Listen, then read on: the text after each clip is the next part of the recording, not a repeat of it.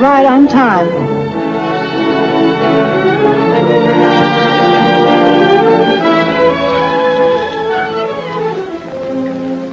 You wanted to know about B-17 pilot training. Well, largely it's a matter of putting across what we know about the airplane, what it'll do and what it shouldn't be asked to do. Maybe airplanes are like people. You don't really get to know them until after you've lived with them a while. Takes time, too, to get well acquainted with an airplane. Time to find out just how far you can go with her and still stay friends. That's important.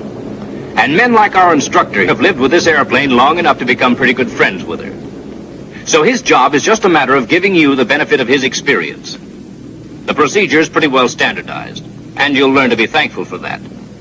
Routine, like this circle tour of the airplane at the start, for instance, makes the student's life a lot simpler. In the cockpit, you'll learn to follow the checklist, because it helps you to keep your mind on your work. Detail's important when you're flying a big bomber, and using the checklist means you don't overlook a thing.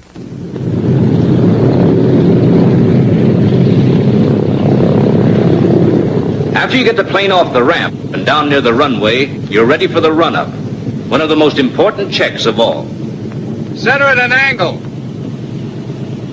That gets all your props safe over concrete for the run-up, and if there's a guy behind you, you won't blast him when you rev him up.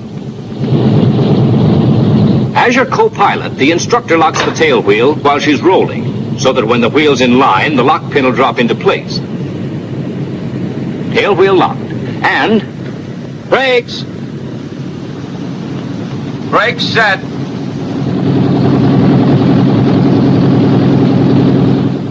Maybe here you'll switch to interphone. Easier to talk that way. Then the checklist again, and the instructor's command to check trim tabs. Set them at 0. Elevator trim tab, rudder, aileron. Then, before the run-up, always check your oil temperature. You ought to have at least 40 degrees before beginning the run-up. Why not close cowl flaps? Hurry it up a little. It might mean trouble. If you close them, you get uneven cooling, local hot spots, metal fatigue. I get it. Just like bending a wire back and forth until it breaks. That's it. Exercise turbos? Right. you advance throttles to 1500 RPM for turbo exercise. And you know why it's important. To get warm oil circulating through the turbo regulators. If regulator oil is stiff or congealed, the turbo wastegates won't react properly. One avoidable cause of a runaway turbo on takeoff. Leaving turbos on, you do a repeat on the props. Give them plenty of time to change pitch. Watch the tacks for that. If it's below freezing, exercise both turbos and props 4 times. Set the lock to keep the levers from creeping. And then, turbos off. And before the mag check, another important detail. Before you rev them up, turn on your generators and check each one for ampere output. If they balance, they're all putting out all right. Ampere output okay. Now voltage and then turn them off.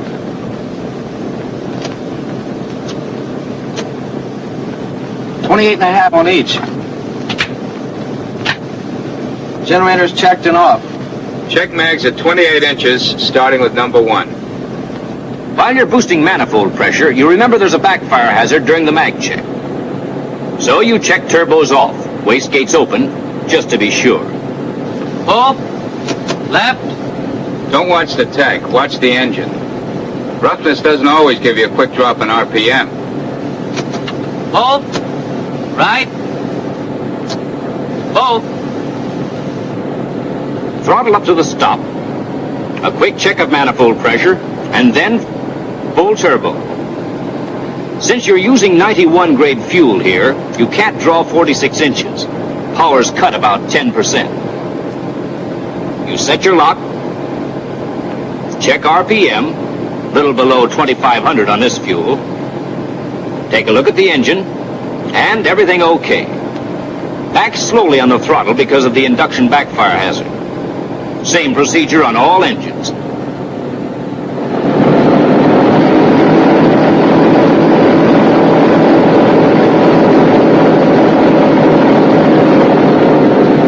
Back to command to call the tower for takeoff clearance. And you're off to the races.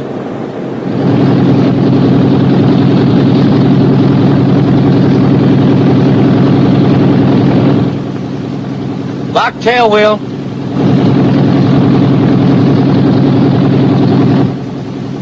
Parking brakes. Hold it with your feet on the runway. Less hazard if you have to get away fast. Gyro. Set the gyro compass and check your compass heading against the heading of the runway. Gyro set. Generators.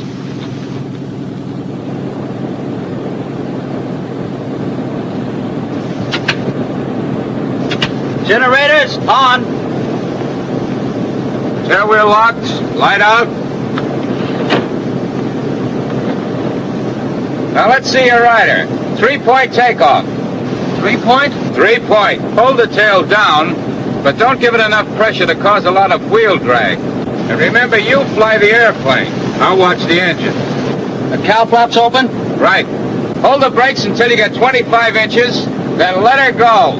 You'll have rudder control by the time you're hitting 50 miles an hour. With a crosswind, you might have to use the throttles a little. Rudder's enough today. On 100 octane, you'd be using 46 inches and 2,500 RPM. Little less than that with this fuel.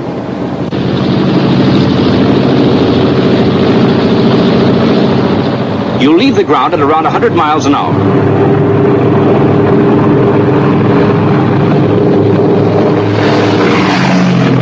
Then a kick on the brakes to stop the wheel spin and gear up. Get rid of that drag fast. In takeoff emergencies, the bare belly is better than wheels. Check the light, visual inspection later. 130 safe airspeed for power reduction. Manifold pressure first, pilot's job, but today your instructor does it. Then RPM. You'll find it all in the tech orders and your checklist. Co-pilot trails cowl flaps, returning each valve to the locked position. Check your landing gear. Up left. Up right. And when your flight engineer gets an okay on the tail wheel, the switch is returned to neutral. Things happen fast on the takeoff, and it's easy enough to tense up a little. You did well enough, but... Don't fight her, she won't throw you. On our next takeoff, you'll reduce power. I'll just make the final adjustments. Hold your airspeed to 135 on the climb. What's our power setting? 35 inches, 2,300. Let's switch back to interphone again. Do you always use this power setting for climbing? Yes, with 91 grade fuel and up to 30,000 feet. If you're climbing on instruments, you should hold your airspeed at 160. Are you keeping her trimmed? Turbo and throttle settings always depend on altitude. For instance, if we'd taken off from a sea level field, we wouldn't need turbo or even full throttle for the early part of the climb. Another thing, always cut down manifold pressure before RPM. What's your altitude? We're nearly 1,000 feet above the field. Fuel boost pumps off? At 1,000 minimum. Check fuel pressure before and after. Gives you another check on engine fuel pump operation. Look at your manifold pressure. Manifold pressure will creep up steadily on the climb if you don't watch it. As free air pressure decreases on the climb, the pressure differential across the turbo buckets increases. Gives you higher turbo speed and more pressure from the blower. What about carburetor air filters? Turn them off at 8,000. Don't often hit dust above that. In emergencies, though, you can use them up to 15,000. Dust that high? No, not dust. Carburetor icing conditions. So now they're ice filters. In a way, yes. Filters off. Filters take air from inside the wing. In the kind of weather that ices up carburetors, air inside the wing is drier and warmer, than that you'd get from the ram air intake. Filter lights green, filters off. Check your manifold pressure. Turning the filters off increases the manifold pressure about 1.5 inches. With carburetor icing conditions, of course, you'd use intercoolers hot, but you won't normally get carburetor icing above 12,000. And up there, you'll always want intercoolers cold. Thin air means higher rate of compression from the supercharger, and compression makes heat. In the wrong places. Nearly always in the wrong places. You level off at 10,000 feet and cut her down to the proper setting for maximum long-range performance on 91 grade fuel. Manifold pressure down first to 28 inches. RPM next. You make this adjustment with one eye on the airspeed indicator because you use whatever RPM needed to get 150 miles per hour indicated. In this case, with your conditions, 1600 RPM. Then fuel mixtures to auto lean. And your co-pilot closes cowl flaps since you have a safe margin in head temperatures. What about the other power settings? Well, you've used 3, modified for 91 grade fuel. Takeoff power, 5 minutes maximum continuous operation, climbing power, and maximum long range. They're all there on the panel. The power setting used in normal cruising is always figured from your flight conditions. Desired range, fuel available, weather conditions, altitude, gross weight, and perhaps 1 or 2 other things. In special cases, you'll always figure your best power setting from your flight computer. All settings are arrived at scientifically. Don't improvise. Plan the way they're written. And always keep an eye on your mixtures. In auto lean, don't use more than 29 inches with 91 grade and 2,000 RPM.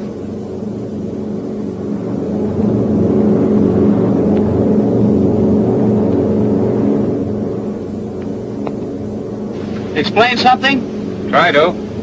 That 3-point takeoff. What about it? Didn't it feel right? Well, maybe I didn't pull it right. I thought it was a little mushy. Isn't it better with the tail up? Well, And what about the stall hazard? maybe we'd better figure it out on paper.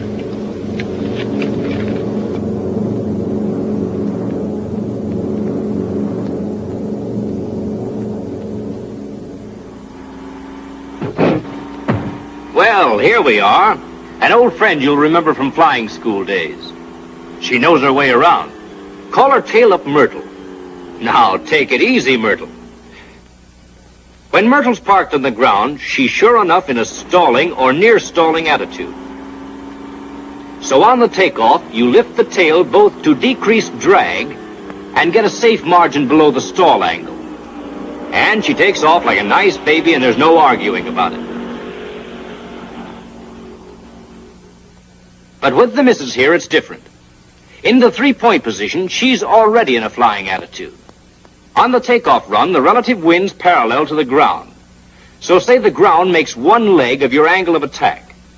Chord line makes the other leg. Angle of attack in 3-point attitude, about 10 degrees. But with power on, the stalling angle for this airplane's about 19 degrees. So when you hold the tail down on the takeoff, you have a nice cozy margin of 9 degrees below the stall angle. And when you leave the ground, the path of the relative wind changes, so that the angle of attack actually decreases. You get maybe another 4 degrees of safety, and you haven't a care in the world. Now let's dig a little deeper.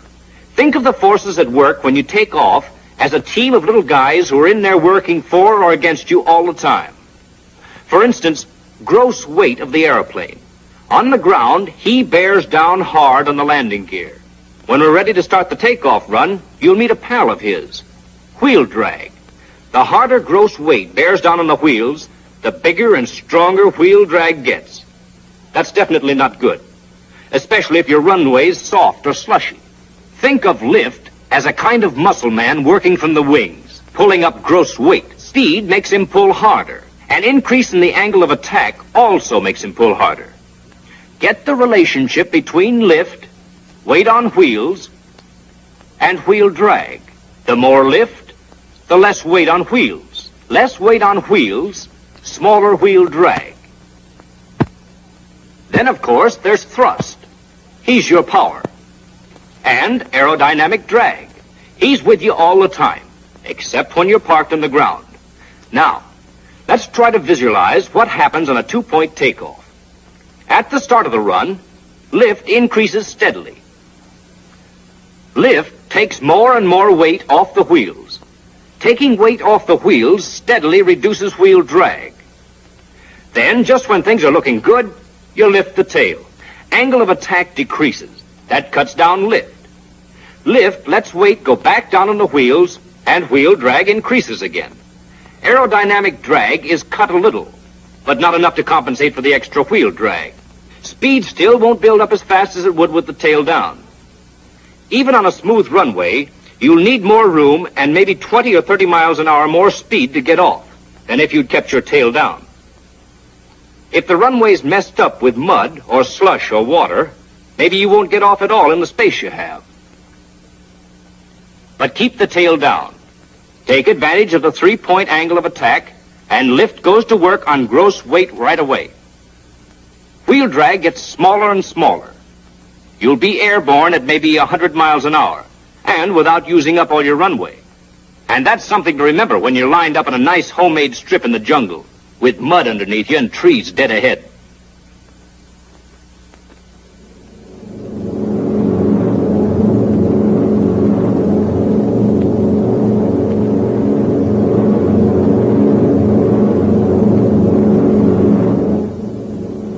Well, how do you like her? It's very little problem when you get over the field. Say you're coming in after a long mission, you're a little short on gas, and when you arrive, the field's closed in. Beeline for an alternate base. No, Sal, you're to hell and gone from nowhere. You're lucky to have one base to come home to. Well, cut the inboards and hang around until she opens up. Well, you're to hover all right, but don't cut the inboards. She'll burn more coal on 2 than she will on 4 on long-range settings. Think it over.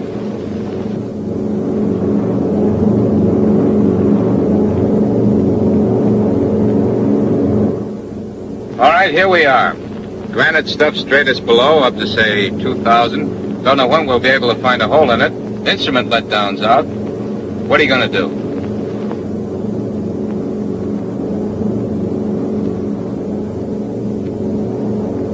Don't you like it up here? Like it better down a bit if I'm low on fuel. Need less power and less fuel for a given indicated airspeed. Air's not so thin. Crops take fewer horses. Okay, that's part of it. When you get down to 8,000, you give the command for carburetor filters on, and you finally level off at around 500 feet above your theoretical overcast.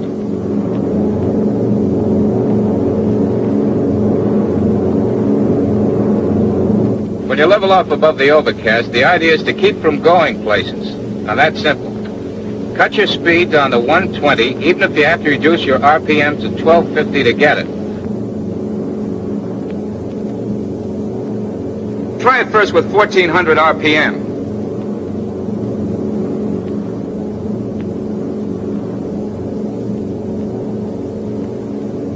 All right, reduce manifold pressure. Try with 26 inches.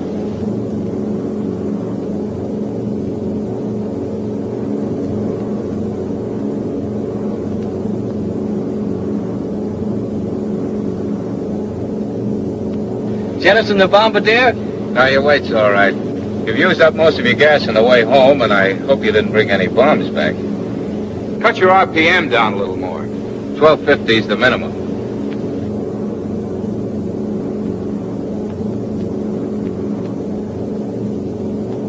With this hovering maneuver, fuel consumption's cut down to about 95 gallons an hour. At the end of a mission, you'll have a light load, so it's absolutely safe. Keep your banks at a 10-degree angle and just sit it out. Regular helicopter.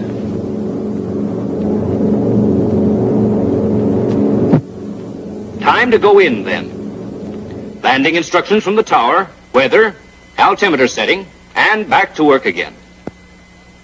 When you're ready for a landing, be sure your co-pilot runs through the checklist. No matter how good you are, flying means fatigue, and fatigue does things to your memory. So if you want to bring in this property without an insurance claim, have everything checked in order. Altimeter, okay. Crew positions. Automatic pilot, off. Crew members at their proper stations. Side guns stowed. Ball turret guns up and pointing rear. Booster pumps on. Your power plant should be ready for full takeoff power in case a go-round is necessary. Mixture's auto-rich. Intercoolers cold. Carburetor filters on. Wing de-icers off. That's important. Wing de-icer operation changes the stalling characteristics of the airplane.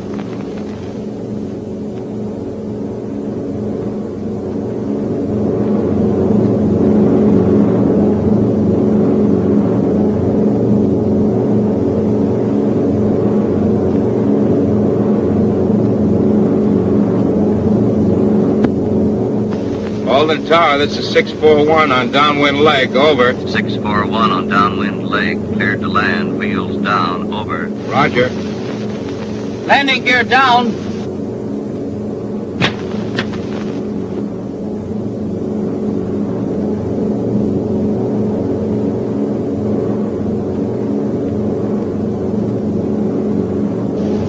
Down left. Down right.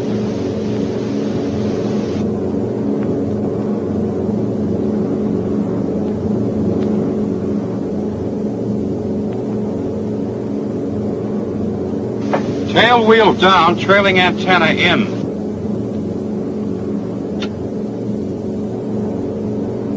Check brake and hydraulic pressure. Brakes okay. Pressure around 750. RPM 2100. Turbos set. Now we have power immediately available for a go-round if we need it. Flaps should be lowered on the downwind leg, but not until airspeed's below 147. 1/3 flaps on the downwing leg, full flaps on final approach. And if you have to go around, you don't need to milk up your flaps. They'll come up slowly enough. You hold airspeed at 130 indicated on the base leg of the pattern. Then, in a matter of seconds, you make your bank into the final approach. Full flaps.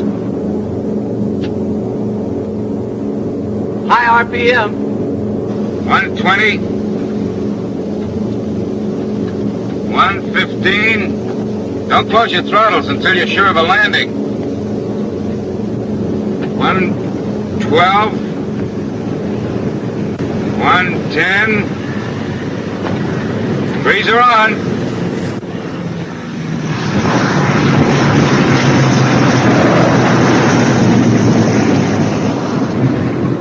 Hydraulic pressure's okay.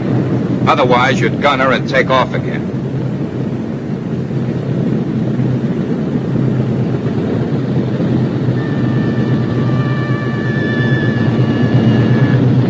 Cowl flaps open and locked.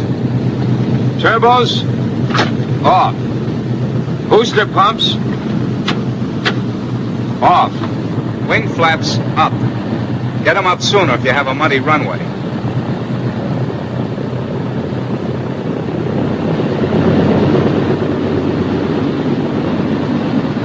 Tail wheel unlocked. Generators. Generators off.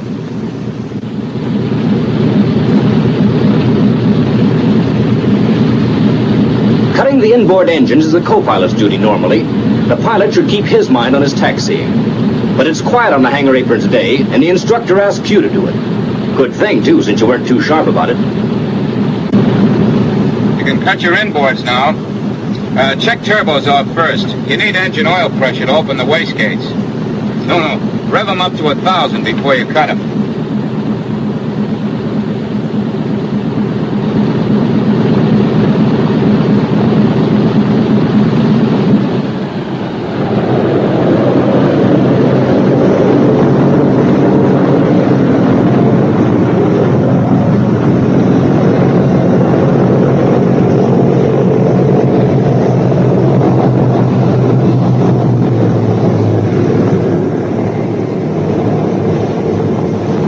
Parking brakes?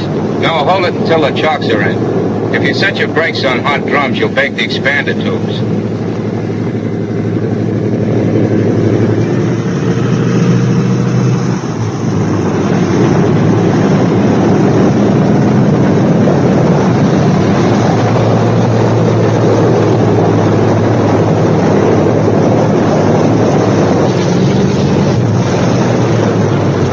Don't turn off the ignition until the engines have stopped turning over.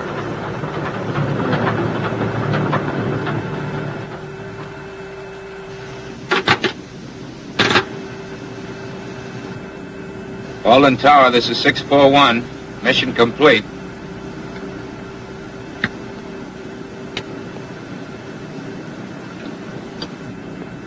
See that all other switches are off before turning off the batteries and the main line. Booster pumps off. Landing gear, wing flaps, neutral. De-icer, anti-icer off. Inverters? Inverters off only when the instruments have returned to neutral. Inverters off. Batteries off. Main line off. Lock control surfaces.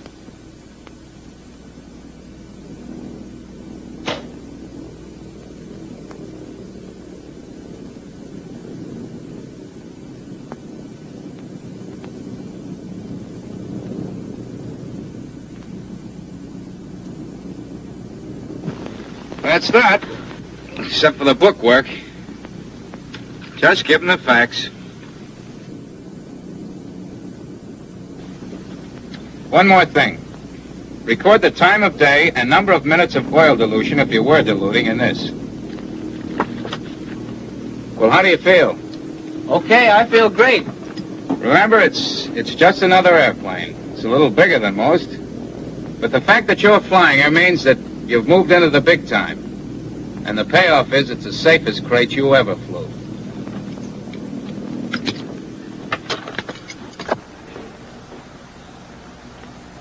That's part of it. Not all of it by a long shot, but part of it at least. It's a little more complicated than a buckboard wagon. Still, on the other hand, it's not quite as elaborate as a battleship.